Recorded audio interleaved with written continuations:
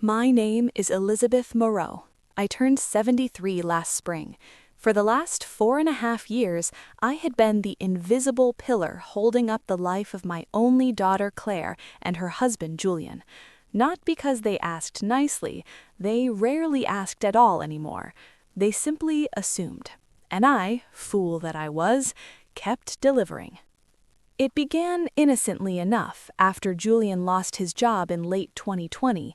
Just until he finds something stable, Maman, Claire had said, eyes shining with the particular mixture of gratitude and entitlement only adult children can perfect. I paid their mortgage that month, $1,850. Then the next, then the car note, $620, then groceries when their credit cards maxed out. Soon it became routine. The first of every month, I logged into my banking app and transferred 3,200 to 4,100 euros, depending on what emergencies had cropped up. New tires, veterinary bill for their spoiled golden retriever, Claire's laser eye surgery because contacts are so annoying, Julian's new gaming PC because he needs it to stay sane while job hunting. I never said no. How could I? She was my baby, my only baby, the child I had raised alone after her father walked out when she was 9. Over 54 months, I transferred roughly 198,700 euros. I kept a secret spreadsheet in a password-protected file named For Claire's Future. Every line item had a date, amount, purpose. I told myself it was temporary. I told myself when Julian finally landed on his feet, his favorite phrase, the faucet would turn off naturally. I told myself I was buying security, that one day they would look after me the way I looked after them. Then came the wedding invitation that wasn't. Claire called on a Thursday evening in June 2025. Her voice was bright, almost manic. "Mama, we did it! We got married yesterday at the little chapel in Gourds. It was magical. Just us, Julian's parents, his sister and her husband, and 2 of our closest friends. Super intimate, you know? We didn't want the stress of a big thing." I remember the exact sound the phone made when it slipped from my fingers and hit the parquet floor. Not a crash, a dull, defeated thud. I picked it up. My voice sounded very far away. "You got married yesterday?" "Yes, I was going to tell you after the honeymoon, but Julian said we should just rip the Band-Aid off. You understand, right?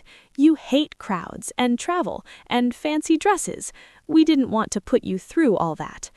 I looked at the pale lavender gown hanging in my wardrobe, the one I had bought 6 weeks earlier after Claire sent me a Pinterest board titled Mother of the Bride Looks, Elegant but Not Trying Too Hard, $680. Shoes to match, $220. I had practiced walking in them so I wouldn't limp in the photos. "There are photos already?" I asked. "Of course, Instagram stories, the works. Everyone's raving." I opened the app with shaking fingers. There she was, in an off-the-shoulder silk gown I had never seen before. Julian beaming in a cream suit, his mother dabbing her eyes with a silk handkerchief, his father raising a champagne flute. No empty chair where I should have been, no reserved space with my name on it. Nothing. I scrolled. Stories, reels, tagged posts, comments in French, English, even a few in Arabic from Julian's cousins in Morocco. Magnifique! Finally! Best day ever! Not one person had tagged me. Not one had asked, "Where's Elizabeth?" I sat on the edge of my bed for 47 minutes without moving. Then I opened the spreadsheet. 198,700 euros. I added a new line at the bottom. June 12, 2025. Wedding I was not invited to. 0 euros. But emotional cost, incalculable. The next morning, Claire texted, "Hey Mama, rent is due tomorrow. Can you do the usual? Landlord is being a pain again. Love you, XX." I stared at the message until the screen went dark. Then I typed, "I only support special people now. You made it very clear I'm not one." I hit send, then I blocked her number. For 3 days, my phone was a war zone. Julian from different numbers, Claire from WhatsApp, Instagram DMs, even her work email. Voice messages that started sweet, "Maman, please, we're in a bind," turned pleading, "You can't do this to us after everything," then furious. "You're being selfish after all we've been through together?" On the 4th day, a process server knocked. They had filed an emergency petition in family court claiming I was exhibiting sudden and unexplained behavioral changes indicative of early dementia or undue influence. They attached affidavits. Claire, "My mother has become paranoid and hostile since we married without inviting her. She believes we owe her money for voluntary gifts." Julian, "She abruptly stopped all support without discussion. This is not the generous woman who raised Claire." A neighbor, Madame Lefebvre, who had never spoken more than bonjour to me. "I have observed Madame Moreau shouting at delivery people and installing excessive cameras. She seems confused." Their GP, whom I had never met, "Based on reports from family, patient may lack capacity to manage finances responsibly." They requested temporary guardianship over my accounts to prevent self-harm and dissipation of assets. I sat at my kitchen table with the papers spread out like a losing poker hand and laughed until I cried. Then I cried until I laughed again. That afternoon, I called Maître Dupont, an elderly avocat I had used once to handle Papa's estate in 2002. He was semi-retired but took my call immediately. "Elizabeth," he said, after I explained for 23 minutes without interruption, "this is textbook elder financial abuse followed by preemptive legal aggression. They are terrified you will rewrite your will or spend their inheritance. We fight this hard." Over the next 11 weeks, the war unfolded in slow, excruciating detail. Phase 1, documentation. I spent 4 entire weekends printing every bank statement, transfer receipt, Venmo log, text screenshot, email chain. I hired a forensic accountant, €4,200 worth every cent, who produced a 112-page report titled Pattern of Systematic Dependency, Financial Transfers from Elizabeth Moreau to Claire and Julian Bertrand, 2021 to 2025. Appendix included color-coded charts, red for rent, mortgage, blue for luxuries, green for emergencies that weren't really emergencies. Phase 2, counter affidavits. My GP, who'd known me since 1998, wrote a scathing 3-page letter.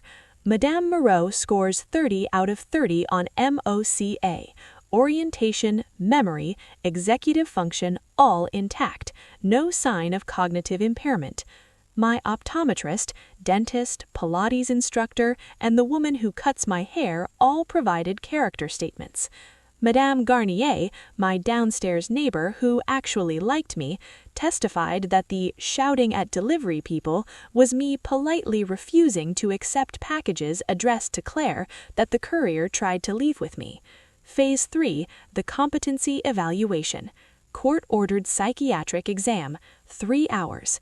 The psychiatrist, Dr. Valet, was kind but thorough. At the end, she said quietly, "You are one of the clearest 73-year-olds I have assessed in 22 years. Your distress is situational, betrayal trauma, not psychiatric." Phase 4, discovery. Maître Dupont subpoenaed their financial records. What emerged was devastating. Julian had been working freelance since 2022, averaging €2,800 to €4,100 net per month. They had €47,000 in a joint investment account opened 3 weeks after my first large transfer. Claire had bought a Chanel handbag, €5,900, 2 days after telling me they couldn't afford groceries. Julian's new gaming PC, bought 6 months before the secret wedding. 10-day Maldives honeymoon, booked 6 months before the secret wedding, paid in full. Phase 5, mediation, a farce. The judge ordered mediation. Claire arrived in a cream cashmere sweater I had bought her for Christmas 2023. Julian wore the same watch I had given him when he graduated from his coding boot camp. They sat across the table and offered me supervised visitation rights and a monthly allowance of €800 to maintain our relationship.